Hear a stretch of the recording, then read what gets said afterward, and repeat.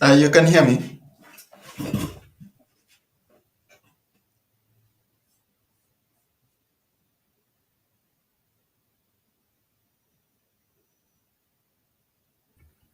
I'm saying you can hear me.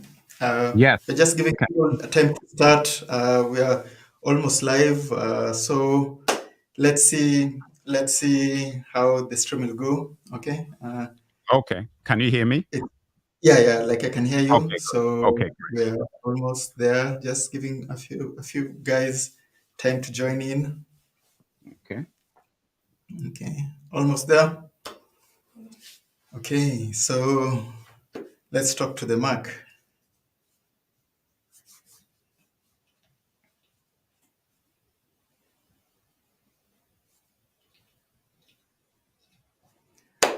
Welcome everybody to Tunacheki, Africa is Watching podcast. I'm your host, Mikey Moshi, and this is a show where we bring in inspiring African entrepreneurs, creators, celebrities, sportsmen, just inspiring Africans, and we'll just talk about what it means to be an African, Pan-Africanism, and what project they're currently doing. Today, we are going to have a special guest. He goes by the name of the Mark. Okay, so he will tell you more about himself and tell you exactly what he's been doing and why he's doing what he's been doing. Okay, like it's really important. So before we start and we wait for other people to join, please make sure to share this stream. Please share this stream so other people can be notified that the podcast is about to start. Okay, and always remember to like, share, and subscribe to Tuna Checking. Okay, we always appreciate you guys taking your time. These days it's a busy world, and we appreciate you guys taking your time to listen to what we have to say. And I hope at the end of this podcast, we will educate you, inform you, or even, God willing, inspire you. Okay, on your journey to further share this African, Pan-Africanist movement that we're trying to share. Okay, so without further ado, let's bring in the Mark. Hello. Hello. Hello. Good day. Good evening. Thank you for joining us. And when I say your name, I just remember the song "Return of the Mark." So are you returning? Correct. That's the Mac. I'm the Merc. Okay, That's the Mac. You know. okay. So kindly just greet our audience, tell them a bit about yourself. Yeah, just a short intro before we start with the conversation. Yeah, no, I'm the Merc. For those who might know, they might have seen me around on these internet streets. I've been here and there in the shadows. But this whole journey for me really started very recently. So I'm not a stranger to social media, but I was in a very, very different space. And, I was really doing things more in the realm of film, movies, and so forth as a fan, because I'm a big fan of comic books and so on, which is why today's show is actually quite important because of the comic book connection. But as a fan of that, last year, I think it was December, was the World Cup, and I was watching Argentina v I don't know who it was. And I remember that they were talking again about these protests in Qatar. And I was really just annoyed about it because I knew how hypocritical they were being in the West about Qatar, because I know what the West have been doing in terms of human rights and so on and so forth. So I said, you know what? I have this TikTok account. I'm not really big on social media, but let me just post something. So I took my phone and I just cut up these posts and I posted it. During the match, I got like 20,000 views before the end of the match. Within like 20 minutes or 30 minutes. I was like, wait a minute, I was just looking to going up. Now, I came from the world where if I got 200 views, it was amazing. Okay. I know you guys, Tunacheki, are on the next level, but in my world, 200 views was something else. So when I was looking, I was just 10,000, 5,000, whatever. I was like, oh my God. I went to sleep, woke up in the morning, I had 16,000 followers from 195 followers. So I was shocked and I said, wow, people are actually listening. So I decided to post a video about something I actually really cared about, which is Nigeria, because I'm a Nigerian. And I said, you know what? If people are listening to me, let me post about something that I think is important. So I posted a video about Nigeria discovering lithium, which is a big deal for Nigeria, because of all the issues that we've had with oil and everything else. And I said, you know what, for us to be blessed again to discover something that people are saying is going to be the next big mineral, I was like, you know what, let me post and let Nigerians know that we have another opportunity. That video exploded. And then I started getting calls from Lagos, from my family, from people in Nigeria and everything. And I got like 70,000 followers off that. And that's what really got me started in this space of all my feelings about Africa and Nigeria and Pan-Africanism and so forth, which I ascribe to. I said, let me start putting out material to educate people about what I'm learning. So all the videos I started putting out was just my own journey. I wanted to learn about things. And when I learned about things about Nigeria or Africa or what's happening in Africa, I would then make a video about it and say, hey guys, this is what I just discovered. You guys should be aware of this. And that journey has just built and built. And within 4.5 months, 5 months, we went from 192 followers to 420,000 followers on TikTok, in like 4 months, 4.5 months. So that's how I got to this position. And I then became really excited about reaching out to other creators and connecting with other creators who are in Africa, who are in the diaspora as well, and trying to figure out a way that we can start unifying in just educating ourselves about our history. Because if you don't know your history, you definitely have no idea where you're going. So that was really my summary of my, how I got to where I am right now. So now that you've mentioned TikTok, tell us about TikTok. So for us, we've heard TikTok is usually so hard on African creators where it doesn't promote their content or sometimes outright just bans them for no reason. Like I guess this Pan-Africanism thing just doesn't sit right with the owners of TikTok. So maybe you can tell us if you've had any personal Yeah. experience of that or you've heard those rumors, or maybe it's just... Oh, it's not a rumor. This is not a rumor. I'm a living example. Like, I have had so many content strikes on my videos. It's unbelievable. As we sit here right now, I'm banned from TikTok Live forever. Like, they gave me a permanent ban from TikTok Live.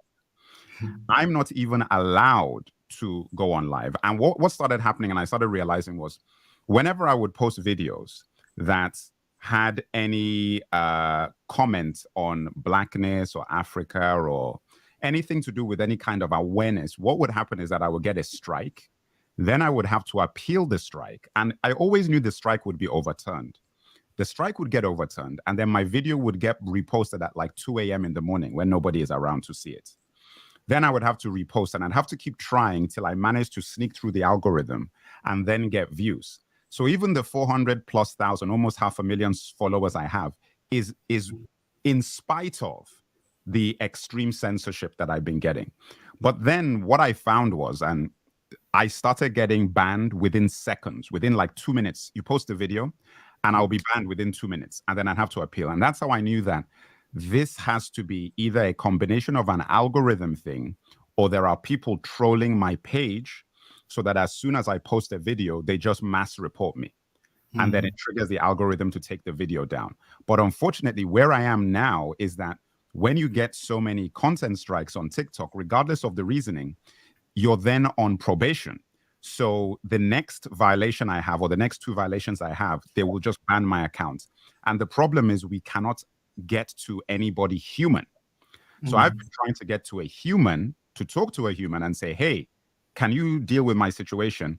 And we can't even get to a human to talk to a human. And that's what makes it bad, because if I was able to talk to somebody at TikTok, we would probably be able to resolve this situation because I've never done anything. And to put it, just to emphasize this, the reason why I got banned from TikTok Live is I put up a video about white supremacy. And it's just about the FBI report. There's an FBI report that came out in 2006 saying that white supremacy had infiltrated every level of law enforcement and armed forces in America. And I'm just putting out the information and saying that, look, this is what is going on. And I've got a thing that a project that's dealing with this. Banned me. First of all, they took down the video. Then I tried to talk about it on live, and then they banned me from live.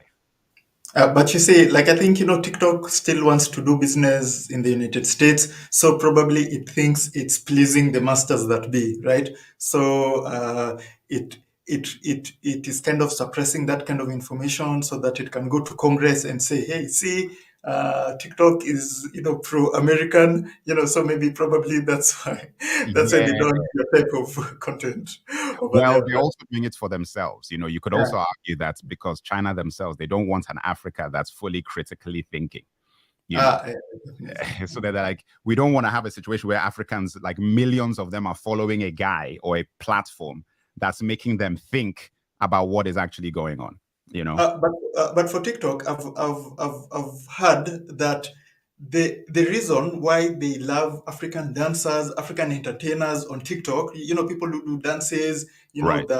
the skits, they love that content, especially if it's Africans. They promote that content. But when it comes to something educative coming from Africa, they usually No. suppress that information. You either don't get views or you suffer the things you're suffering, right? And the reason is because people might not know this, but the TikTok in China, it usually has another name. I think it's called Daejeon or something, right? Right.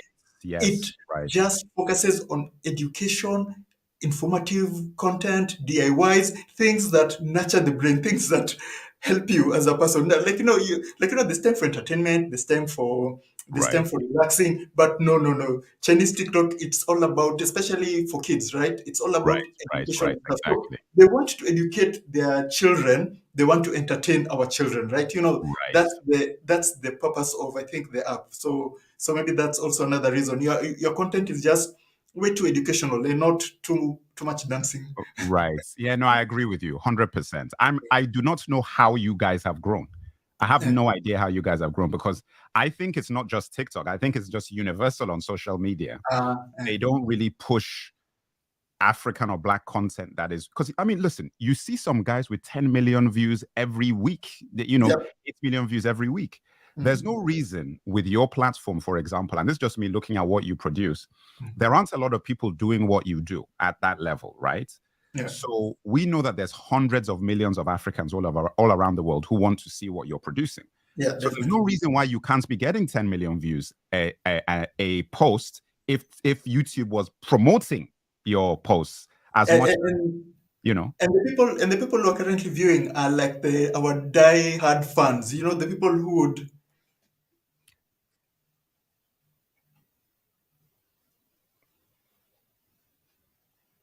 Everything okay?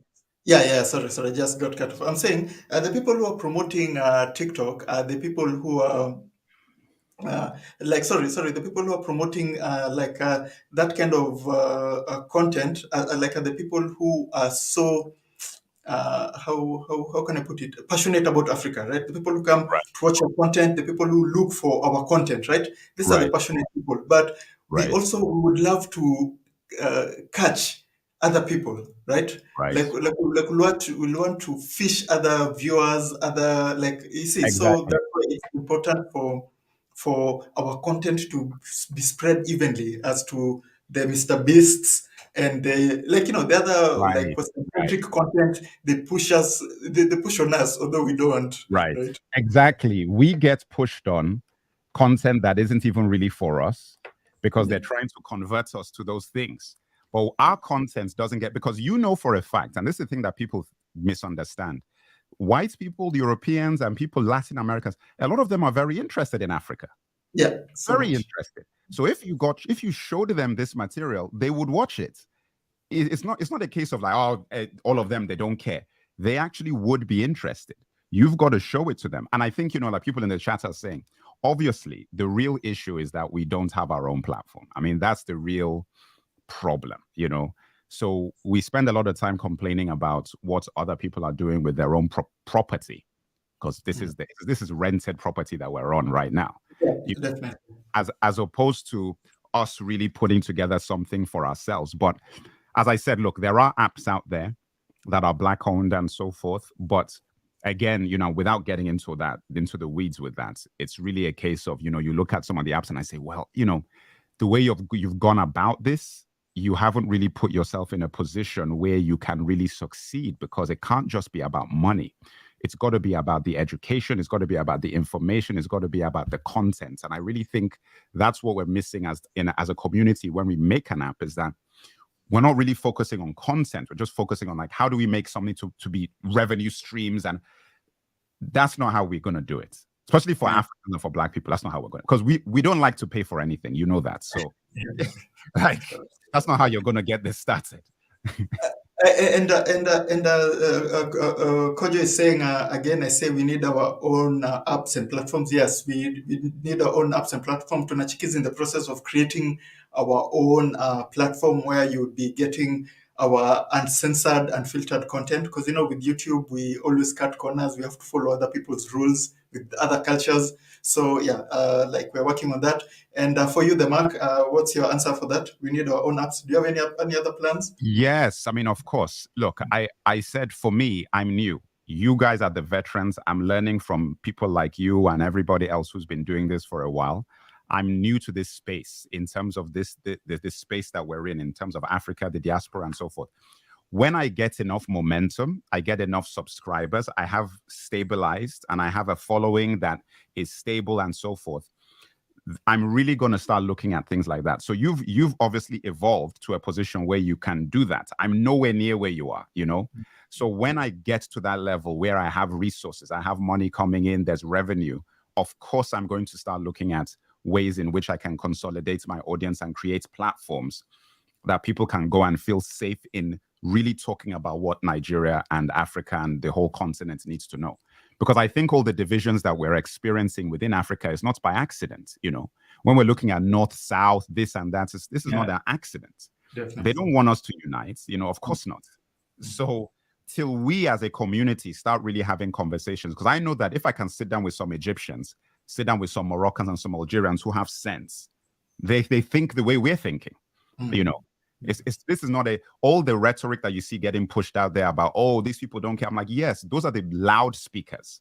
Those are the people with the microphones. They don't represent the entire community. I know a lot of Libyans, specifically, for example, who are very, very down with unifying. You know what I'm saying? And obviously with what America did to Libya, they are even more so now than before. So, And that was the majority of Libya before they took down Gaddafi. They were so on United States of Africa. Then the people who are like currently running Libya are just the insurgents. And there was this report I read last week that it's the UK that brought in some of the insurgents, some of the Al Qaeda guys in Libya to start the protests and the Arab Spring thing, right? So it was like I think M16, no, sorry, not MI6, MI6 that kind of like did that to try to get rid of Gaddafi. So. And you think the people... By the way, guys, that's who James Bond is, by the way. Everybody understand who James Bond is. That's the kind of thing James Bond does. This is the kind of thing James Bond and Jason Bourne do. So, can I ask a question? What's the difference between a terrorist and James Bond? I guess the nationality, right? Nationality, nothing. It's the same thing. The perspective is the difference. That's definitely. And who's he bombing and which children is he killing, right? Right. Let's now get back to the creation world. So, as you said, you've been creating before you started this social media thing, right? So maybe let's go back to that and give us a bit of background, the types of projects you've been involved in, like what is your specialty, and what are the things you love to create going forward. Yeah, no, look, I'm a multimedia guy. I'm very, very well versed and experienced in media when it comes to video, graphics, and so forth. And and what we're even going to be talking about today about a graphic novel. I was very big into comics when I was growing up, so that's also a factor. But when you watch my content or you go on my platform, you will obviously see that I take a lot of time into production and producing the material, because I view the production levels as very important in grabbing the attention of the viewer and also conveying my message. I feel, when talking about the projects I'm doing, that a lot of what I'm doing is really about looking back into African history, trying to educate myself and everybody else on the aspects of our history that have been hidden and obscured, and specifically connecting them to the present day events, the present day situations that we're going through in Africa, and explaining to people how, if you look at what happened 100 years ago, 200 years ago, 50 years ago, you can see correlations between those activities and what's going on now. So what we need to do is that if we understand our history, we will not make the same mistakes in the future. So my thing is that people who haven't got any idea where they came from, we spend all our money and all our time learning about Western culture and Western history. The reason why Westerners teach their kids about history is because they want to keep evolving.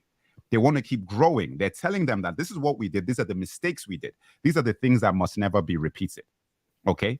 For some reason, not only do we not learn about our history, we actually send our children to the people who colonized us and enslaved us to teach our children their history, which is redacted and heavily manipulated to favor them, which is very, very strange. It's just very, very strange and twisted.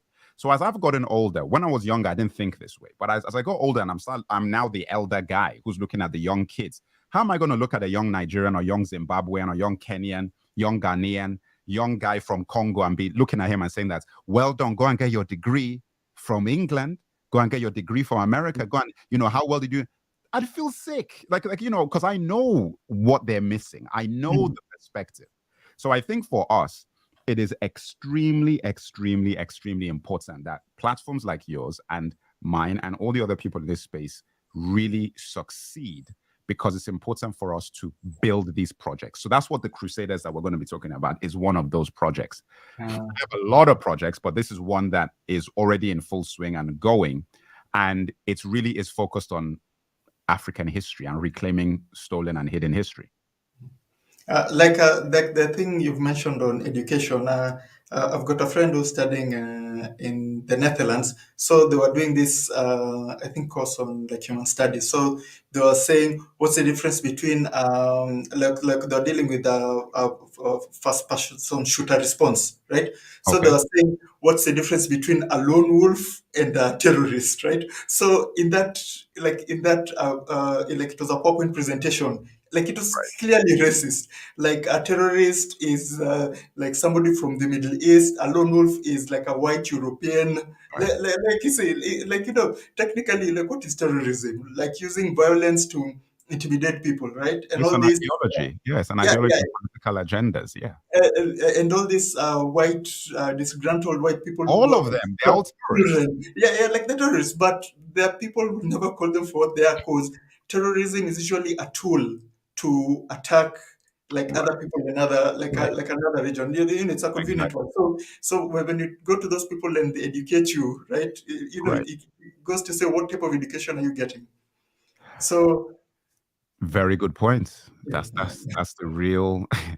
You've got to really ask that question. yeah. I think, the more you know about it, the scarier it is, because I think about my own education and I realize that, my God, I was indoctrinated for years.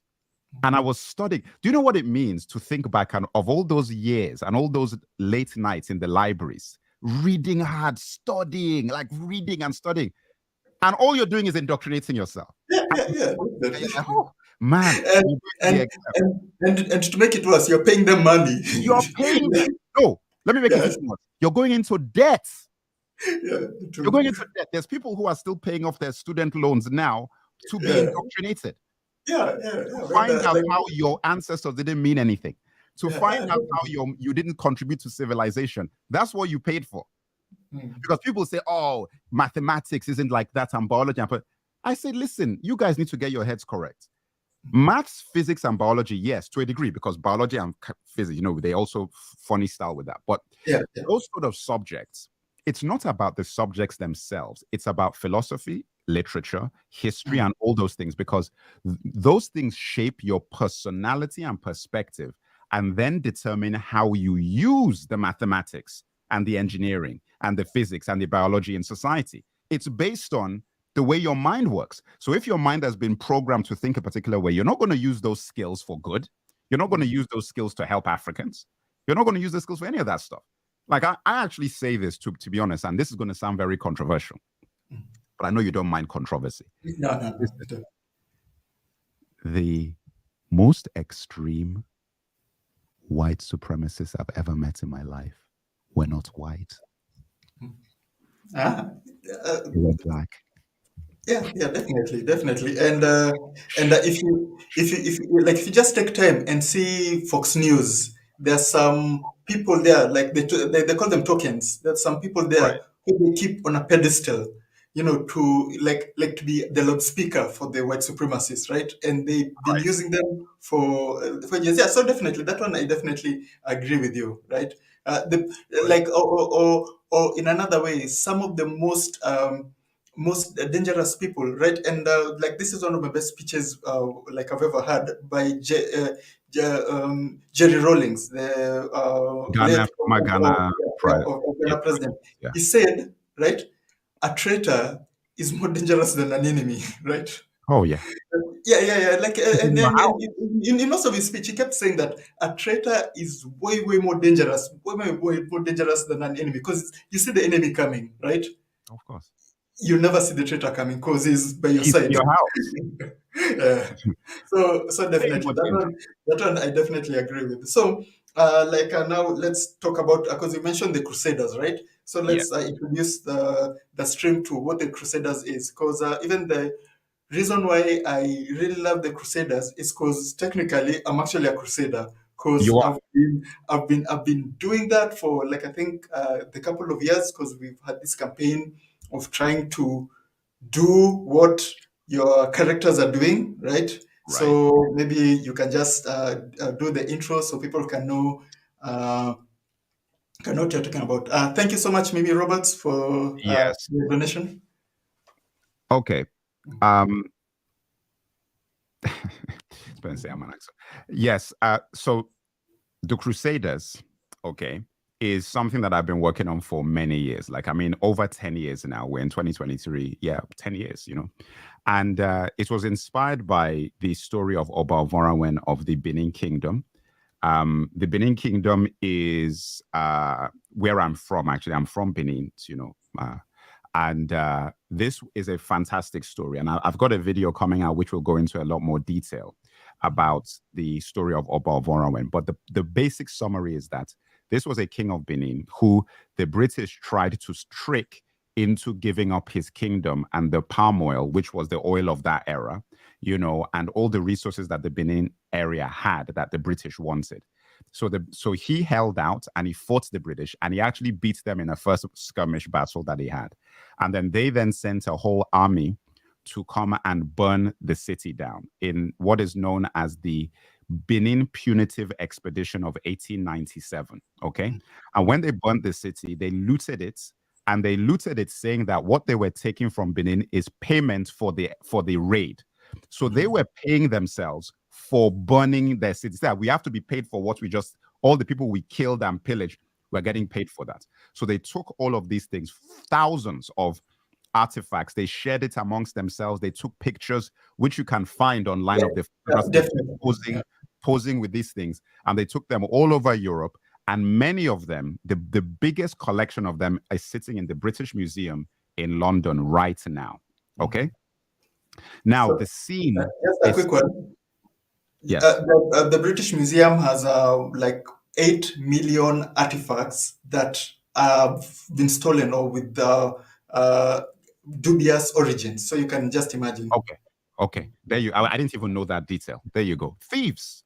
It's basically a thieves' hideout. Yeah, That's what definitely. it is. It's like a thieves' hideout. It's like where they went and put all the stuff that they've stolen.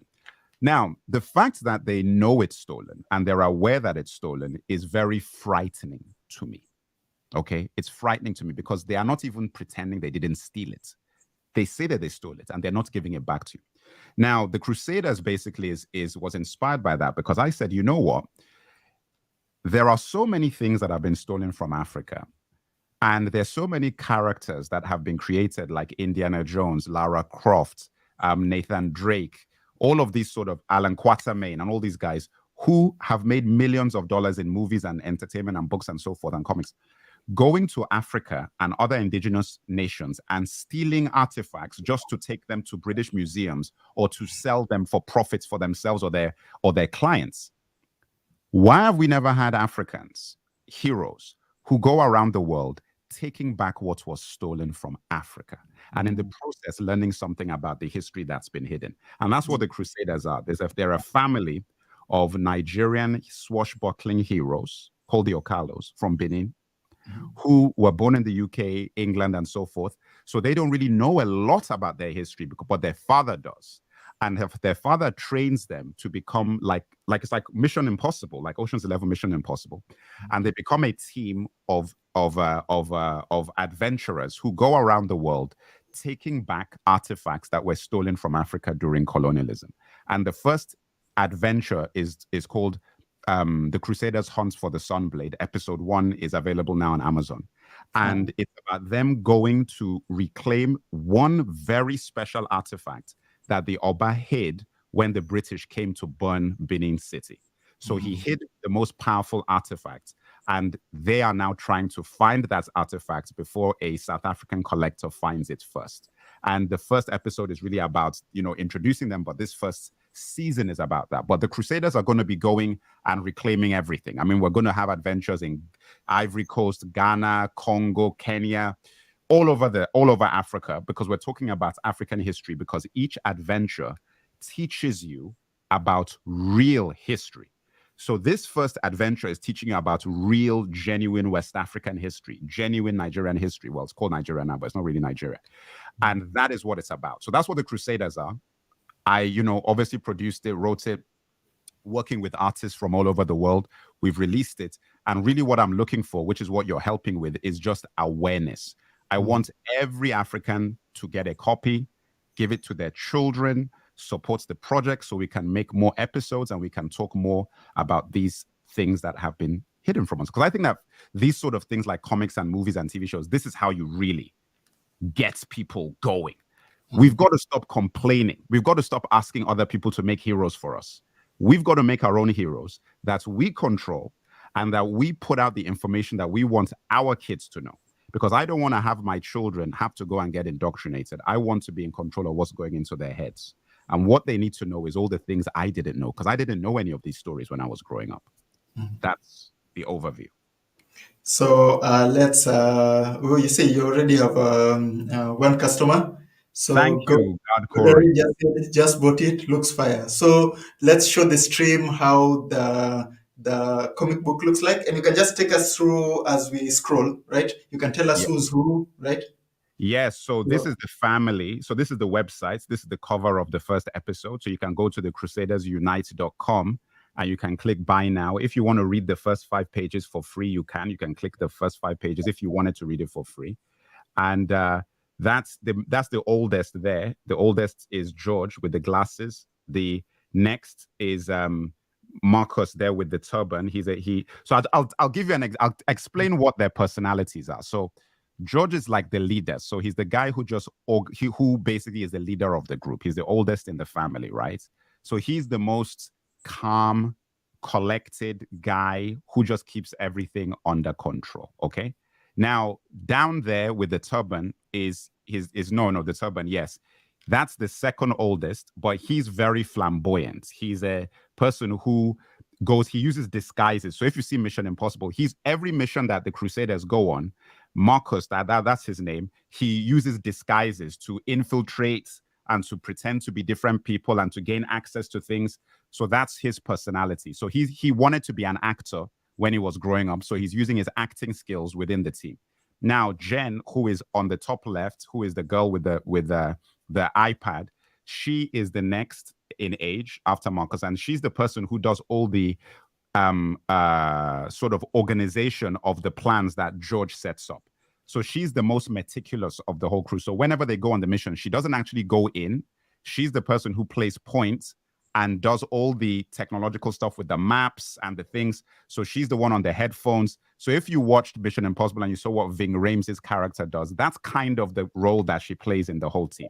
So she's more like the logistics person of the thing. So she's the one who has all the data on the artifacts that have been stolen from whatever African country or whatever situation. She has all that data, and she's the one who calculates how the best way is to infiltrate the places and actually reclaim the material. Next, you have Eric, who isn't actually, who is down by the computer screen on the bottom right. You see him there. Now, he is a coding genius. So he's a wizard with computers. So he's just a person who is just really good at cracking codes and hacking. So and essentially within the family, he's the hacker guy. So he's the person that whenever there's any time that they need to get a code, they need to break into something or so on and so forth, he's the person. Yeah, like Chloe in 24. Yes, basically that's who the other pirate was. That very, very good comparison. So Eric is the computer guy. He's the person who is just a wizard with hacking. Then after him, you get Kate there, who is a twin of Peter. So Kate and Peter. Kate is at the bottom. She's the one with her arms out. She is a gymnast. So she's the most physically capable person in terms of just flexibility and getting into tight spaces. And she's just a gymnast. She's a contortionist and so on and so forth. So when it comes to the actual physical missions and they need to break into somewhere, she's somebody who's very good with locks, breaking into locks, locksmith, gymnast, all of those sort of things. So she's the person who does that sort of stuff. Then you have Peter, who's a twin, and he likes guns and weapons. So he's the weapons specialist. He's the hand-to-hand combat guy. He's the guy who does all of those sort of things the best. So he's a martial artist, mixed martial artist guy. He has weapons. He knows how to use any weapon. And in the end, when he actually gets a bit older, he actually goes into the military as well because he becomes a soldier. But he's a military guy, okay? And then the youngest, this is the most important character in this whole thing. You see the guy here in this picture? So click it so that they can see. I think you've highlighted the screen. So you might have to click the outside the screen. Click outside to the right of this. Go back, scroll back up. Mm-hmm. Yeah, there you go, like that. Him, you see how they're not really letting him get involved and he's trying to squeeze himself in from behind the crew. So he's the youngest, very young, and nobody took him seriously. His name is Max. He's actually the main character in the Crusaders. Just that when they were growing up, nobody ever paid any attention to Max, but he's going to become the main guy when he grows up. So the adventure that you're going to be going on when you watch it, you're going to see how this little kid actually becomes into his own and becomes a main guy within the family. Because anybody who's grown up in an African family knows, because I grew up in Nigeria. So when you're the youngest, nobody takes you seriously when you're the youngest in Nigeria. So especially if you're in a big family, nobody takes you seriously when you're the youngest in the family. So I really wanted to sort of investigate that when it comes to African families and so forth, and what it means when you're the youngest in the family to gain respect and to gain some level of importance within the family structure in an African setting. But the most important thing is that he does become the main guy, but it's also through really, really finding out more about his culture and his history. Obviously, within the Crusaders, there's their parents, their aunties, their uncles. What I'm doing is that all their relatives are from all over Africa. So they have relatives from Cameroon, from Ghana, from Ivory Coast, from Senegal, Congo, South Africa, everywhere in Africa, right? Which is how it is for a lot of people. We have relatives all over Africa. And through those relatives, you're going to see different aspects of them. So this is the whole family. So this is the whole family here. This is when they're all younger. And there's an event that happens in the comic. I don't want to spoil it. You can read the comic, you'll find out. But as you can see, what was important to me as well is to depict them as a real African family.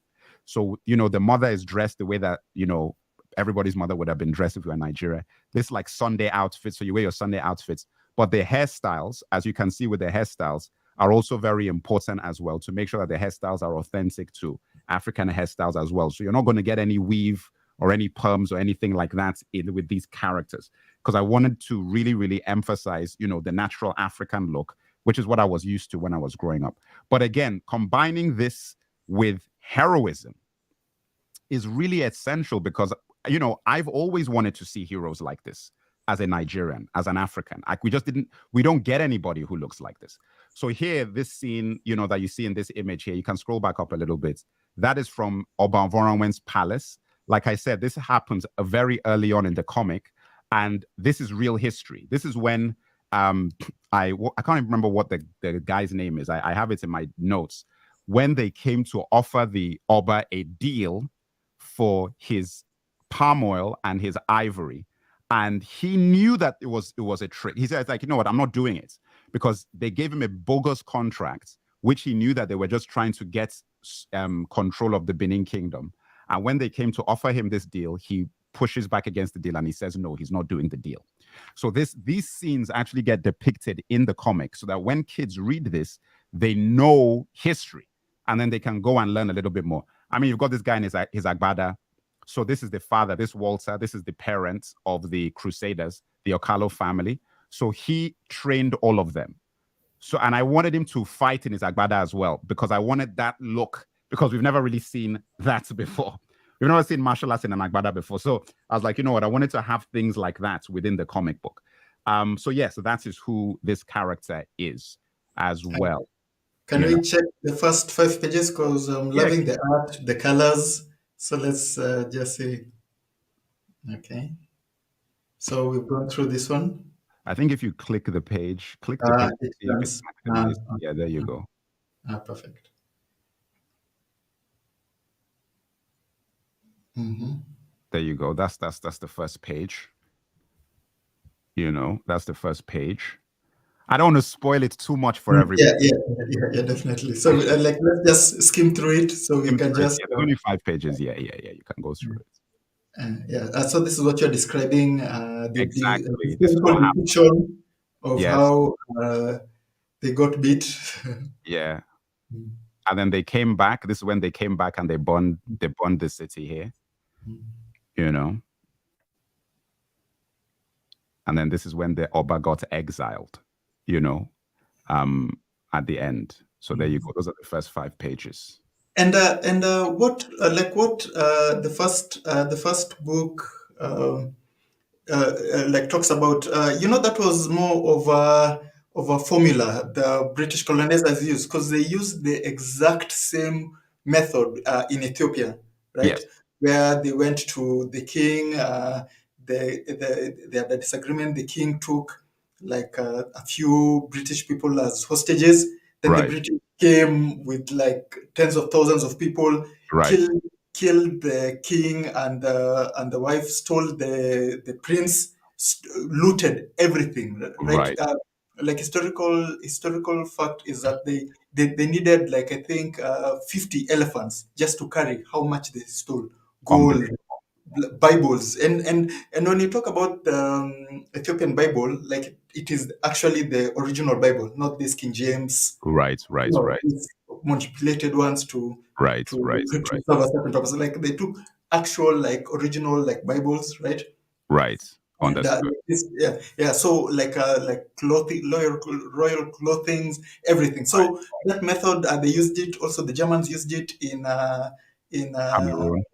Cameroon. Yeah. So this one, they tried to use it in South Africa, but Shaka really, they really couldn't. For South Africa, you know how they came back again, right? They lost, then they came back again, then they lost, then they came back again, then they lost. Then somebody had to betray, like the tribe for Shaka Zulu. That's how they actually beat the Zulus, right? The British really struggled when it came to South Africa using the same formula. Where they Right. start a small skirmish, then they bring in the full military, right? Right. They Right. lost that one terribly, like terribly, right? Right. Yeah, again they lost again, but eventually, uh, they got rid of Shaka Zulu. So yeah. So like what you're talking about, over the years, we've been trying to to try to shame these people into returning our Nobody uh, has even done it. Nobody has done it. like they do the like peanuts, right? Like, Yeah. maybe they return one Right. stool, one mask, then they Right. publicize it like it's the second coming Right. of Right. Jesus, or The what, like they do the press Crusaders release. are going to get everything back. Yeah. So, like, I'm telling you, there's this one. The recent one we covered is the Germans returned some of the Benin bronzes, some, because the Berlin Yeah, Museum it was still and has. that was a private collection, by the way. It Yeah, wasn't even yeah. it was just private And person. then the people who returned it, like it was them. Like, the people are like, "Oh, what we have is, like, it's not right," so they returned it, right? As in, Yes, it's so not it was a personal the thing. Germans did nothing. The Yes. Germans did nothing to retrieve it or anything, right? No, it was a personal, it was the people themselves returned Yeah, it. they're like, and then they're like, okay, this is not even ours. It was inherited to us, and Right, we didn't steal it. Let's do the right thing and return it, right? right. Instead of the whole country doing, okay. Also, these things, it's our fathers and grandfathers who stole it. They're like, would Exactly. it be the best thing to just return it instead of Exactly. telling stupid things like, there's this French curator, I think in the Paris Museum, was like, "Oh, Africans do not have the ability to take care of their That is own." no, listen, I'm telling you, I, Stupid excuses like that, right? it is Like, and for to my retort, even if they bring it back and we ban all of it. It's our Yes, right. it's It's ours. our property. We can do whatever we want to do Whatever with we it, want right? with it. Yeah. That's So my issue. My yeah, issue with that is like, if we want to use it for toilet roll, yeah, that's our business. yeah, it's What do we ours. do with you? That, you know what? Definitely. That's the colonial mentality that they're Yeah, exposing, is that they think you're children. They treat you like children. yeah, You yeah, don't know what's good for you. We mm, will focus on yourselves. yeah, If you're going to get focus on yourselves, give us our stuff back. yeah, This yeah, is, definitely. and I'm glad that we're having this conversation. And I hope that the community supports what I'm doing. Mhm. If we sell enough copies of this thing, we're getting everything back. The Crusaders need to be successful enough so that there is enough awareness of what they represent so that we can actually right the wrongs of the past. That is what's important because, as you said, there just isn't enough noise and isn't enough awareness for them to be ashamed enough to actually do what they need to do. Mm. If we have a major comic book and heroes who everybody is buying and all the kids are reading, and these people are finding out that, wait a minute, you mean that we have stolen stuff in the British Museum right now, in museums in America right now, and kids know about this, they'll return it within 2 days. Mm. They'll return it immediately because they have the reason why they're still there is there's a lack of awareness. Oh, does the Crusaders have religious view? Yes, by the way, yes. Mhm. So, Obeah, there is a very, very strong spiritual thread through the Crusaders as heroes and even this first adventure.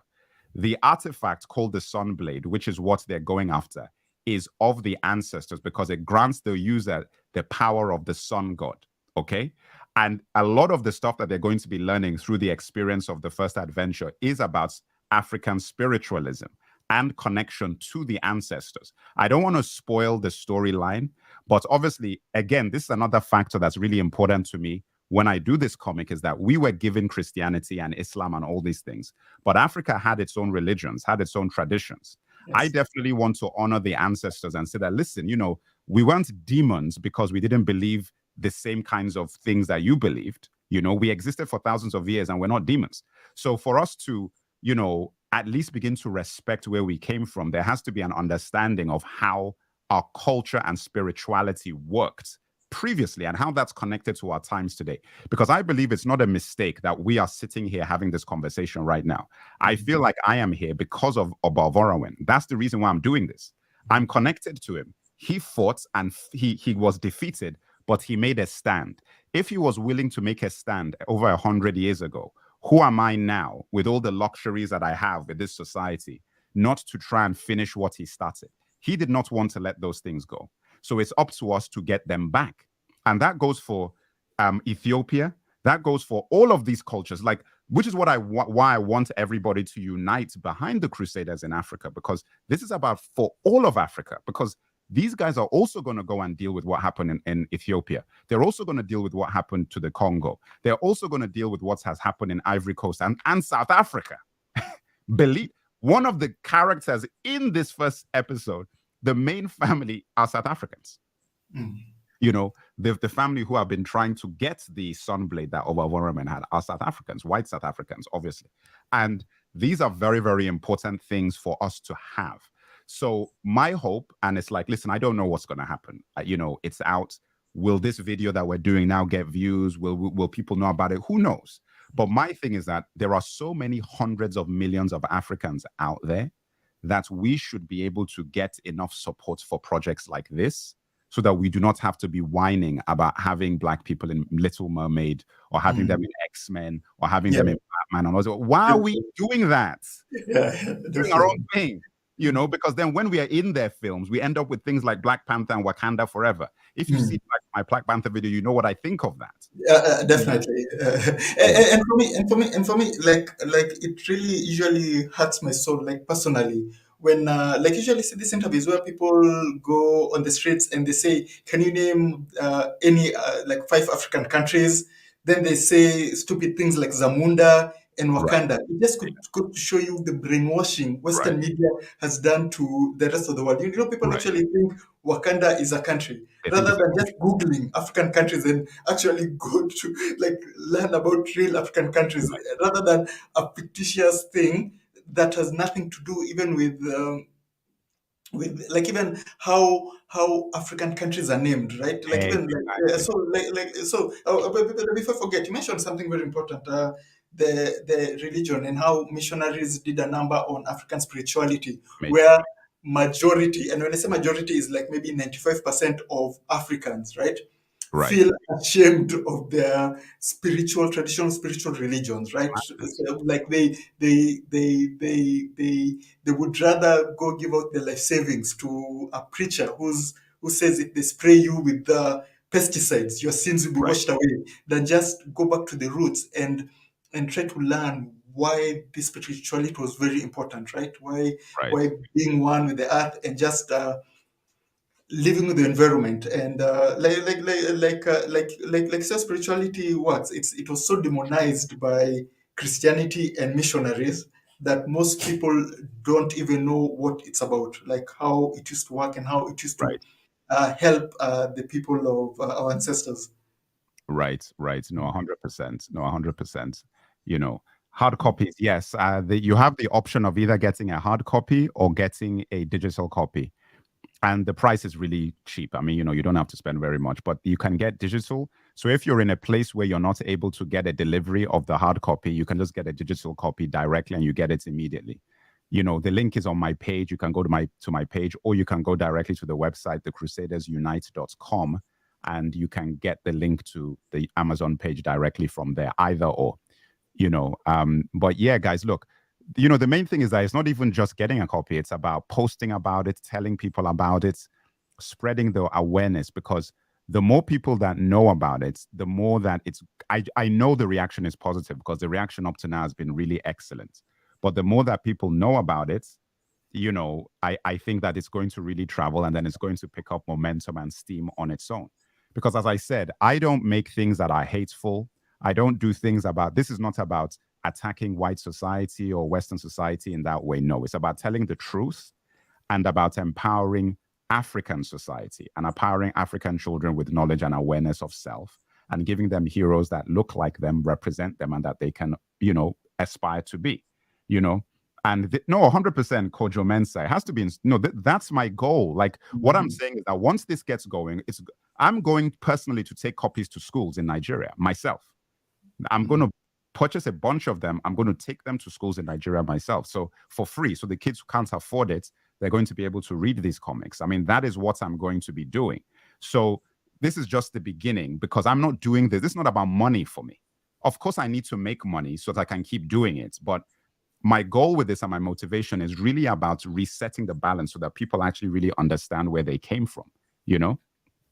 Like you're saying, a good point. Also, like for us, last year we also published a book called Mo and the Garden of Plenty, where we, through a collaboration with an African publishing company called Kunda Kids, we Right, decided to write African fairy tales, right? So that right, when you're growing up, kids don't read about Cinderella, about it's called Rapunzel, things like that. So we are creating our own African folk tales, African stories. So we donated majority of the books to schools in local schools, because it's really important for kids to first of all see people who look like them. Right, when you're right, opening a book, you're not seeing Superman, right? You're right, seeing a character who looks like you. You're seeing a character right. with the same origins and with the same concern. So it's quite important for more Africans to do what we're doing, especially in the publishing. And now my next question is, so maybe you can, because there's so many people who would like to do what you're doing, or they would like to write their own stories, stop complaining, write their own stories. So maybe you can tell people how the process is, or how does one go about creating their own comic book? Just maybe a Right. summary. I mean, it's very simple. First thing is that you have to have your idea. Once you have your idea, you then have to create a situation where, how do I put it? You put together your team. So once you've put together your team, you then, how do I, you need an artist, you need an inker, you need a letterer, you need all of these sorts of things. So you've got to look into that. And once you've put together your team, that is when you then have the opportunity to look at your budget and decide how much you're willing to spend, because this stuff is going to cost money. Now, for the most expensive thing, you're talking about spending maybe $300 to $500 a page to pay for, getting each page done. If you're really, looking for a more experienced person, you can go as low as $100 a page, but it depends on if you're getting a novice or somebody who isn't really as skilled. Either way, but that is how you go about it. But what I would suggest is that before you even get into something like this, it requires a certain level of storytelling ability, and then understanding how to format the script for a comic book, which I had to learn, as well. And then once you've done that, then you can put together the script. Before you even get your team, you put together your script, and then you can take it around and see if you can get an artist that would be interested in working with you, because the main artist is your most important relationship, because you really have to become a partner with that artist. So you have to find somebody that understands what it is that you're trying to achieve and really, really establishes themselves, or rather, you really form a very, very tight relationship with that person, you see? Mm-hmm. And when it comes to now promoting and sharing your ideas, how would you tell somebody to pursue that? Like, is it like, do you pay for advertisements or word of mouth? Give samples? Say about as far as promoting yourself, I would Yeah. say if you're going to try and promote yourself, that was the biggest challenge for me, and it's something that I've still not conquered, and it's part of the reason why I'm even talking to you now. And it's very, very challenging. I say that is the biggest weakness I've had, and it's the thing that I would suggest you should sort out first. I would say sort that out first, and get yourself into a position where you have an audience. Let me give you an example. If you, Tunacheki, decided to do what I'm doing today, it would explode immediately. You already have the audience. All it takes for you is to post. You say for 1 month, I'm going to post a series, one video every Monday, introducing each character in my comic. I'm saying if you had a comic, if you had a book or whatever. So I'm giving you an example. So everybody listening, I'm going to use Tunacheki as an example, okay, of what I mean. So Tunacheki has a big fan base. Tunacheki now creates a book or a comic book and wants to promote it. Now, Tunacheki doesn't need to go to another platform asking them to promote their material. They don't need to do that, because they already have an audience that likes what they talk about. So you already know what your audience likes. You know what they're interested in. You know what they click on. You know what keeps them engaged. You then make a product that is going to cater to them. And to market it, you just put your videos out, you put your posts out, boom, once every week. What will then happen is that you do not release your thing immediately. Don't release it immediately. And this, I'm advising you now of what you would do. What you would do is that you would build up to the release. You would say that the release is coming out in 2 months, in 1 month, whenever. And up to then, every day you're posting. Every day you're posting. Every day you're posting. And what that's going to do is going to build up the anticipation. The day that your thing releases, why this is so important to do it this way is that you want a big splash when it comes out, because that splash is what is going to give you the momentum. And then hopefully, if it is successful enough, it then just keeps going, and then maybe even grows off that point. The problem I'm having, for example, as a creator, is that I don't have a platform. So I could create the most amazing comic, which I think The Crusader is an amazing comic, it's an amazing series, but I have no audience, So I've now had to go and build an audience, which is what has happened in the last 4 or 5 months, whereby now all of a sudden I have a little bit of a platform, but they're still learning. And I don't have a YouTube platform yet, for example. I mean, I have a channel, but nowhere near the subscribers that I have on Which right now, everybody go check out the MERC's YouTube channel. We'll put links in the descriptions below, but he will also add it in the chat, and I will share it with you guys. Cool. Thank you. And when you do that, that is your marketing campaign. Because why I say this and what is so beautiful about social media now is that this is what you used to have to pay millions of dollars for. This is what your most of your money was spent on, is marketing and promotion. Now, savvy social media creators are more powerful than the most powerful and marketing agency in the world. You can, because you already know exactly who your audience is. You know, they try to find it by just carpet bombing everybody. About bull. Just, you can go direct to your audience with a few posts. So, for example, this that you're doing for me now is a massive deal for the Crusaders. It's a big deal because your audience is the exact type of people that would be interested in something like this. Definitely, 100%. And I can prove that because when we are launching our children's book, Maua, like it's our community that bought, it's a community that shared it, and like even other media houses were like approaching us to do interviews on the book, and Right. so you're definitely right. Right. So now, maybe you can tell me, because like I said, how you've written or arranged the Crusaders, even though you're talking about episodes instead of issues. Like, Right. do you have any plans of making it to be an animation? Because even how the characters are Yeah. made Yeah. to Yeah. be, No, it's already, right? no, don't worry. Everything is, yes. Okay. So, You haven't, oh, that's another show. We'll okay. get there. No, this is, let's just get the foundation. Okay. I'm Because telling you, I'm seeing hints. I'm yeah, seeing yeah, yeah. hints. No, listen, I'm telling you, you've told me behind the scenes of what you're trying to do. I'm going to help you because I know exactly what you're trying to do. And I know what I can do to help make that happen because I'm so excited about the possibilities.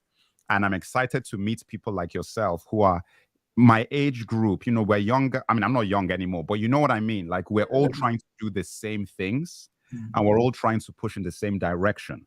So whatever skills I have that I can offer to your platform or to other people who are trying to do the same things, I'm here for it. So when you talk about the cartoons and oh man, everything is going to happen. But the first thing is we need, like I said, I had a target, 100,000 copies of episode 1. That was my target. I said, I will sell 100,000 copies of the first episode of The Crusaders. You know, that was really my goal. I mean, I'm not saying that we're, you know, people say, oh, that's too crazy, you're never going to get there. But I'm like, you know what? You've got to aim high. Yeah, definitely. Aim high. Aim high. There's no reason why can't we sell 100,000 when people are selling millions of copies of rubbish? You know, why can't we sell 100,000 of education for Africa? So for my thing, I'm like, that is my benchmark per episode, 100,000 copies per episode. Because once we're able to do that, what it does is two things. First of all, it gives you the revenue to three things even. I'm going to tell you the three important things. One, it gives you the revenue to continue. So you can continue to pay artists and actually build bigger and better projects and keep going. That's one. Number two, it sends a signal to the industry that is out there that you don't need to be part of the establishment to succeed telling stories about Africa and about Black people. You don't need it. And that's the most important thing that needs to be understood. Because when you have that autonomy and you have that freedom, that is when you truly tell the truth. That's when you really tell the truth and you give the most enriching stories to our people and our community that we really need, because you're not getting vetted by anybody. And number three, this is the most important one. You show youngsters, these teenagers, 12-year-olds, 15, 16, 17-year-olds, you don't need to twerk on TikTok to get followers. Yeah, definitely. You don't need to work on YouTube and wave guns and wave all of the sort of stuff to get followers and subscribers. You don't need to rap to get paid. Yeah, You don't or do pranks or pranks. You don't need to do any of that to get paid. You can get paid talking real stuff. Yes. My history. That is what I want to show, guys. I want to show you that you can get rich, you can get paid educating people and showing positive images about Africa and Africans. Because the Africa I grew up, it wasn't people with flies on their face and big stomachs and stuff. Yes, you had people who are hungry in Africa, but I grew up in Lagos. And in Lagos, that is not what it was. And that's what the world has been sold as far as what Africa is. Yeah, and then you bring Wakanda and then you say, oh, well, Wakanda. And then you say it's like a little country that isn't connected to Africa. That's what messes it up. I'm like, so what are you saying? Yeah. What are you saying? You know? So, you know, for me, those are the things that I feel are really important to come out of this. But it's step by step because not everybody has your mentality, for example. And not to be negative, but it's not like we have a community of Black creators and African creators that all want to work together. It's not like that. You know, some people are happy to do their own thing, build their own thing, make their money, and do whatever. Not everybody is really thinking about, hey, I've got a big following. Here's somebody who's doing something for the culture, for the community. Let's work together. Let's put it out there. Not everybody's like that. I want to be that person. So if my platform grows, if I sell copies and I do well, I definitely, and you can hold me to this, you know, to people listening, I want to be that guy that anybody new coming through who, as long as they're in on code and they're doing things that are going to help us as a continent and community, I'll be there to support them. Okay, so let's segue to now your content, because like how the attention and details that you give to the Crusaders is the same that you give to the documentary shorts you make on YouTube, right? Yeah. So there's so many interesting videos that you made. The one for the origin of Nigeria, the one that you're talking about Black Panther, Oh, yeah. so maybe you can just tell people a bit about the type of content you create, because you said you create short content on the Yes. TikTok, but now Yes. you've started creating I've started on long YouTube, longer. educational content on YouTube. So maybe you can just tell people about that so they can go check out some of your Yeah. documentaries. So my thing is that the biggest issue that I think we have as a community, as far as Black and African people, and Black, even the term Black is not really our term per se. It's something that's really been imposed on us because the term Black is pejorative. So the word for Black that we used to have, what didn't really have a pejorative attachment to it. It was just a descriptor of skin color, but Blackness in English is negative. So if you think about it, everything to do with Black is negative. Black male, darkness, black magic, black, everything Black is negative. So the idea that they would tie that to a whole group of people and then everything white is positive and tie that to another group of people is really not helpful for us, even on a base level. So I guess where I'm coming from and why I use that generalistic example is that the way we think is the biggest problem because we are imprisoned psychologically. I don't think that we're not physically enslaved anymore. You know, we're definitely not physically enslaved anymore, but we are psychologically enslaved, which is the reason why, regardless of the resources that Black America have, do you know that Black America has like, I don't know, something 1 point something trillion dollars a year of revenue? Do you know how you could literally resurrect an entire empire in Africa with the money that Black America has at their disposal? And what's even crazy is that within America, the continent, that 1.1 trillion or whatever it is isn't even spent on their own communities. Most of that is just put right back to the people that are oppressing you. So when a community does that, that has nothing to do with physical stuff. That is what's happening in here. That is what is happening in here. Now, my platform is about this. Okay. It's not just information, which is why I don't want to be known as a news channel. I don't want to be known as like a history channel. I very carefully decide on what I'm going to talk about week to week based on a connectivity of thought. If I see a story that I feel like, you know what, there is a way for me to talk about this story that is going to change the way people are thinking about certain things, that is what I do. So I will pick up a story that I'm like, okay, you know what? Like I have the BRICS thing there that I did recently. I have the a video that I did about Vinicius Jr. experiencing racism in La Liga in Spain that I did a week before. I have various types of, you know, Ghana, Africa, Cocoa Wars, origin of Nigeria, CBDCs, FTX. They're very, very different things, but they're all connected in terms of these are things that I feel Africans need to know about. They need to know about them because it is directly or indirectly going to affect your countries, your communities, your bargaining power, your ability to invest in yourselves or elsewhere. These are all very, very important things to be aware of. So that's what my platform is really about. And it's going to continue to evolve as the subscription base grows and we build the community. It's going to continue to expand. And the kinds of things I make will continue to expand and grow and evolve. So that's as an overview is what I do. And it's not just constrained to videos. I have a newsletter which is very, very important. It's the link to my newsletter is in my page. So if you go to my page on YouTube, you will see the link there. And the newsletter is really important because there's no algorithm. It's like a straight email thing. So if you have an email address, you should definitely be signed up. The paid tier of the newsletter is going to be launching next week. And the paid tier is going to be really important to just sustaining what I'm doing and keeping it going and keeping it moving. Because I have a support group thing which people are subscribed to, which is like a membership thing like Patreon. But that is kind of different to the newsletter, which is just basic, information that I'm going to be posting. There you go. So the newsletter is right there on subscribe. Yes. So if you click on that, that's going to take you to that's the newsletter right there.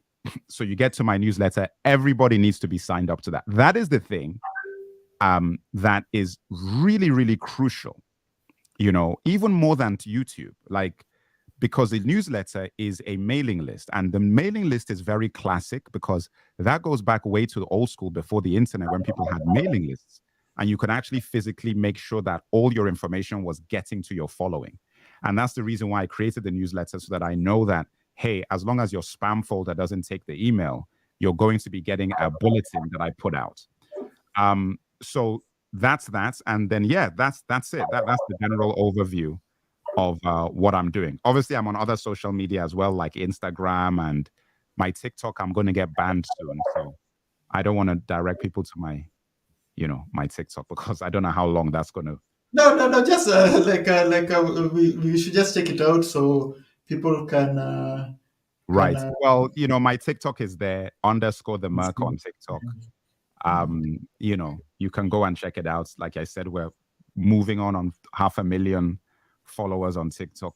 Hopefully in the next week or two we'll get there with my next post that I have coming through. But listen, guys, this is the big one I want to announce, guys. I have a massive Cleopatra video, an ancient Egypt video coming out. I've been working on this video for over a month. It's going to have taken 2 months to finish. By the time it's done, everything you want to know will be answered. Everything you want to know will be answered in that. It's over an hour. It's like an hour and a 15-hour and 20-minute video.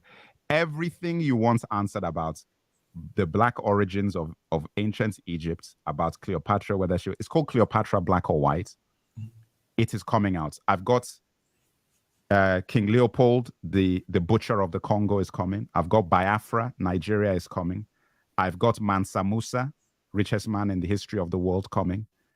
I've got Ethiopia, the kidnapping of the Prince of Ethiopia. That's coming out, I've got a lot of different videos coming out. So it's just, I'm a one-man show at the moment, but as I obviously build a following, hopefully I'll be able to get people to assist with all this. Definitely. So, wait. What did he say? No, it's just we even get you thinking. Listen, that video might get me. No, that video is going to get me knocked out of TikTok for sure. I'm going to get banned for that. That's for sure. That video might get me. I might have to leave the country when I put that video out. I might have to leave the country because the things I found out are so ridiculous in how hard these guys have tried to hide the truth. Even I was shocked. I couldn't believe it. I was like, look at the efforts that guys have gone through to hide the truth. And the truth, this is what's going to shock you when you watch this thing. It's staring you in the face. These are not things that, when I tell you what I tell you, you can then go online and then go and piece together all the information and all the evidence. So this is not something that you have to worry about. You can go and find it. And I feel actually really bad for the people that have been lied to, because I cannot blame North Africans and Egyptians for feeling the way they feel based on what they've been given. How do you blame them? If you grew up and you were born somewhere, and from the time you were born, they were telling you lies, just constantly, just telling you lies from the time you were born, and they kept all the truth away from you, so you never even had context for what you were learning. What do you expect? It's like, of course, because you compound that with the fact that the entire world is saying that blackness is bad, blackness is subservient, blackness is backwards, blackness is undeveloped. So you don't even have an incentive to want to connect yourself to Black Africa. You have no incentive because the entire world is saying that nobody wants to be connected to these guys. Mm. What do you expect? Definitely, like for me, I just tell the chat this: 97% of Egyptian populations are Sunni Muslims, right? So, like, do the maths. The Egyptian, no Egyptian was Muslim, so just goes to show it's like Americans today, right? White Americans Right. complaining that oh, Native Americans are not here. This it was our land. Like we were You white mean the from the Mexicans, beginning right? of time. That's right. Right. From the beginning of time, yeah. So you do the video. The arguments is illegitimate. Smart Egyptians. Like Okay, we look, got so let me tell many you, good Egyptian. Cheki, everybody listening, Tuna Cheki is saying that when I release this video, Yeah, he's definitely. not going to hide. So Tuna Cheki is not going to hide from this Cleopatra Black and White. No, no, Okay, okay. like for me, even the main reason why like I didn't even jump into this controversial, though the whole Netflix Right, right, right. and stuff. It's like it's just fact. As in, it's dark skinned Africans who built like from the old kingdom, who founded We Egypt, know that. built the We Middle know it. Kingdom, We and know that. colonies and the Greeks and the We Muslims later know. tried They to. came later. They came So later. that's a fact. And the thing is, for like smart Egyptians, like educated Egyptians, right? They know. They Right, know. like Egyptians who know the Yeah. history. Like we don't have any problems with them, You have but no problem. No, but they know. It's the the loud loud guys. Egyptians or the ones who have something to gain, right? Like that Yeah. archaeologist guy, right? You know, like it's Yeah. his livelihood Yeah. that he thinks people like him are the ones who made the pyramids and stuff, right? So like it depends with who you're arguing with, but I'm sure the Egyptian followers of Tunacheki know this Yeah. truth, and No, they will listen, and also I they want will to. support you. Like Yeah. in your video, they will support you. They'll be like, definitely, as in, of Yeah. course we Yeah. know we are Muslims from the Middle East. Like we came Yeah, no, over. and also this is the thing. Like I wanted to put it out it's there that what I'm saying. There are a lot of Egyptians that are not ashamed of being connected to Black Africa at yeah, all. definitely, Many. definitely. So the reason why you are seeing all of this is the loud people with the microphones. Like those are the people. Yeah, go on. Like and think about it. How embarrassing is it? Like for me, if you're Egyptian, how embarrassing is it for your forefathers that you don't even know where your Muslim self came Um, from, right? Like is it embarrassing even for them? As in, aren't people proud of their origin? For me, if I was an Egyptian and I knew I was a Sunni Egyptian, I'd be like, yeah, we came from the Levant. We walked yeah, you'd be through proud of it. Egypt, kicked the Egyptians ass and took That's what they did. That's what they did. like you should be proud of who you are and your history and your Right. ancestors. These guys go like, oh no, we are not from the Middle East. We were born in Egypt. Of course you're not, right? So I think it's very weird because I even say this is that look, at the end of the day, mhm. when they say, "Oh, and you're calling us invaders," I say, "But you invaded North Yeah, Africa."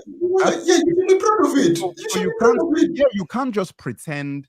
because the word is bad and it's negative that it didn't happen. You And invaded Africa. That's what it was. and they won. And you Like they won. should be You proud of, yeah. won. So it's like, what is the issue? And in fact, you know what? This is the thing. I'm not naive. Mm. There were many invasions in Africa. So I Yeah, don't yes, even look so at it many. as in, yeah, many. So I don't even look at them as in, oh, no, you went there and you won and you took it over, and fair enough. Nobody's even disputing that. Similarly, the Greeks did the same things and the Yeah, Persians did the same thing. yeah, So definitely. it is what it is. It is what it is. Even Mm. within our own Black Africa, do you know how many people were invading kingdoms in Yeah, yeah, Africa? like I think even the Songhai Empire did Yeah, way more invasions than you can even the British. yeah. The Everybody Songhai was empires, doing. they were a menace. They went and raided and did their stuff. Yeah, Yeah. So I mean, I think our people are misunderstanding. It's like when we say this, we're not trying to say that you are evil for invading North Africa. That's not the point. What we're saying is that after you invaded, to then pretend nothing was going on before you got there is yeah, crazy. Like that's just madness. It's like for you to say that you got there and then now we're just going to pretend that all the Black people that we're doing, they don't matter. And you know what's so mad? For you to say that, but in the same breath, you are actually more welcoming of the Greek Egyptian history than the Black Egyptian history. Whenever they talk about the Greek, they're willing to say, yeah, we have Greeks here. Yes, they are happy with that. And also funny thing, like when white people play Egyptians, like Egyptians keep quiet. They're like, no, be careful. It's very nuanced. It's very nuanced. What will happen is that they will, in the beginning, they didn't complain. When they then complained later, it is not very forceful. So they'll just say, this is very inaccurate. This is a very inaccurate representation. And then they just go about their business. Yeah. Exodus, God and King with them. And technically, it wasn't even a complaint. It was a press release, a mildly written press release. I said Exodus, Gods and Kings with Christian Bale, a Welsh guy, and a guy, Joel Edgerton, playing Ramses. Joel Edgerton. Very good performance, by the way. Very good performance. These guys playing this thing. I remember what they put out. They put out some protests. What's his name? Ridley Scott came out and said, well, it's not like we can just go and get Mohammed so and whatever one. So very insulting comments. I have to be honest. It was very rude. Definitely. They had nothing to say. Do you know why they had nothing to say? Because it's Christian Bale. And they want to be related with whiteness. Like a lot of Muslim and Arab want like the light skin. They had no issue. You gotta make Jaimon Hunsu or Wesley Snipes Pharaoh. The whole world. Definitely. How has Lupita Nyong'o not been an Egyptian queen in a film? Yeah. Do you know what's so mad? Let me even make it even crazier. Angela Bassett, with how incredible she looks, has played a fictitious African queen and never played a real African queen. How is Angela Bassett going to go through her whole career and never play an African queen? It's so incredible, because the thing is that when I look at her and the way she looks, I'm like, look at how this woman looks. Yeah. You have many films. Looks so regal. Like you have many films with her as an African queen. Angela Bassett is going to go out with only playing a fictitious African queen who was in a movie that really didn't allow her to do the kinds of things she should be doing. So I think that for me is why this is so important. What we're doing here is that us having these conversations, hopefully in about 10 years' time, we won't even need to have these conversations anymore. Yeah, definitely. We won't even need to. We'll just be, do you know what we're doing? We'll be coming on this to just decide what we are making. Yeah. We'll just come and say, okay, look, what are we going to do next week? That's the goal. Anyway, sorry. Look, that was just so everybody, when the MERC video is ready, we will share it onto Nacheki. We will react to it. Careful, listen, that video is going to be that. Okay. That's an exclusive video. And this is an advice to all like Africans. Don't be apologetic. Be unapologetic. Be like, yeah, dudes, you guys are crazy. Like Egyptians were black people. Like that's it. And the conversation ends there. Like it's them to prove you wrong. It's you. You have nothing to prove because that's the facts, right? You can't argue with a guy that the sky is. Like you'd be crazy. So. I think the funniest thing for me is the fact that I see artifacts and I know what I'm seeing. The only way you guys can tell me that what I'm seeing isn't what I'm seeing is to bring some scientific mumbo jumbo that I cannot even confirm is real. I'm looking at what I'm seeing. When you look at these artifacts, you're trying to tell me that the King Tut's face is not a black man. What are we talking about? Has anyone seen that? And when you're saying about the scientific mumbo jumbo, I'm sure you're talking about the DNA thing, right? All of that stuff. Listen, don't worry. So think about it. It's like right now you go to America, you get 80 bodies, right? You do DNA on 3. Yeah. Then you see the DNA of Caucasian men. Then you go like, wait for my video. Wait for the video. I said I've completed everything. Perfect. Listen, this video has volumes. You can go from volume 1 to volume 20. Everything. There's nothing. No stone is unturned. And this is important. Vinny says that's why they talk about aliens, right? So it's in the video. I'm going to do aliens in the video. This is one of my best saying I've ever said, right? Like in one video, I said, right, in life, you should aspire to be so amazing that when people look at you, they go like, Yes, yes, it it's has to an be alien. aliens, right? Listen, so Yeah, they said that the pyramids, it had to be aliens. yeah. Because black people could never have done this. Like, it had to be aliens. Like in life, whatever you do, be so brilliant, be so amazing that your haters go like, yep, aliens. She's not human. It's not a human. Yeah, yeah, no, exactly. No, Okay, man, yeah. no. Yeah. Listen, So, anyway, I'm so really excited about it because the video, what it's going to do for all Africans is that you can just take little 10 seconds out of it, 20 seconds, 1 minute, anything anybody says to you. You can just go and take a little piece of that video and just say, you don't even have to answer them, just play the video for them. Everybody should so be. so Oh, let's wind up. yes, Thank you guys for joining in, and I'm sure we've passed an hour, right? we have. Way too. Uh, yeah. So like we always appreciate you guys spending all this time. 1 hour is so much time, and you can do so much, but you guys take the time to spend it with us, hear us talk, and just discuss about. Like our passions and what we're doing, and we always appreciate you guys. So the Mark will give you the floor, so you can just tell people exactly where to find the Crusaders, where to find you on YouTube, where to find you on TikTok. Yes. So you can find me on everywhere actually. Usually it's underscore the Merc, but you can find my primary place that I'm trying to grow is YouTube. So underscore the Merc at underscore the Merc on YouTube. It's going to be in the description as well.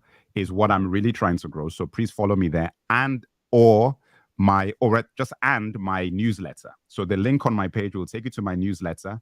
And you should also follow me there. TikTok underscore the Merc as well. You can get me there as well. And listen, guys, I'm growing a community. There's a Discord that you can join as well. You can just join the Discord channel. And it's really about building community with everybody of a like mind so that we can finally be free in here, in our heads. I'm not thinking about physical stuff and all that. None of that matters if in here you're in prison, because you can be a billionaire and be a slave. And there are many of them out there. And that's the reason why it doesn't matter how many Black billionaires or African billionaires you have. If they are not free in their mind, they might as well be paupers because they're not doing anything to change the status of what a lot of Africans are going through. So I think that's really important. So any of those places you can find me. And I will be doing more stuff with Tuna Jackie. But listen, stay tuned for Cleopatra Black or White. And I picked Black or White because of Michael Jackson's album, because I have to about that. So, let's, because anyway, there you go. Yeah. So you've heard it. Please support an African creator. Share our content. That's the best way you can do to support us. I always keep saying it. That's the best way you can support us. You can donate. You can do all that, but the most important thing is just share our content, talk about our content, share it to friends and family. It really goes a long way. With that said, this has been Mike Mushi from Tunacheki, and always remember, Africa is watching.